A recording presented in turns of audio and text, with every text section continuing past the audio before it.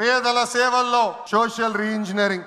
పేదరికం లేని సమాజం తెలుగుదేశం పార్టీ లక్ష్యం. 2 రూపాయలకే కిలో బియ్యం, జంతా వస్త్రాలు, పక్కా ఇల్లు, పెన్షన్ ఇచ్చింది అన్న ఎన్టీఆర్. చాలని పెన్షన్ 5 రెట్లు పెంచారు. 200 రూపాయల నుంచి 1000 రూపాయలు చేశాం.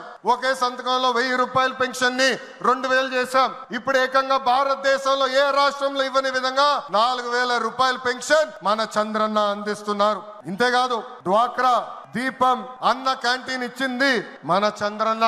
భారతదేశంలో ఏ నాయకుడు సాహసం చేయలా, కానీ మన నాయకుడు చంద్రన్న సాహసం చేసి ఎన్ని ఆర్థిక ఇబ్బందులున్నా ఇచ్చిన బాబు సూపర్ 6 హామీ నిలబెట్టుకునేందుకు ముందలికి అడుగులేస్తున్నారు. మన ప్రభుత్వ అధికారులకు వచ్చిన వెంటనే పెన్షన్ పెంచాం, మూసేసిన అన్న క్యాంటీన్ తిరిగి ప్రారంభించాం, మెగా డిఎస్సి ఏర్పాటు చేశాం. వచ్చే నెలలో తల్లికి వందనం ఇస్తున్నాం. ఆగస్టు మాసంలో ఉచిత బస్ ప్రయాణం కూడా మన ప్రభుత్వం అందజేయబోతుంది. ఇప్పుడు ఏకంగా P4 కాన్సెప్ట్ తో పేదరికం నుంచి కుటుంబాలు బయటికి తీసుకొచ్చేందుకు చేయూత అందిస్తున్నారు మన చంద్రన్న.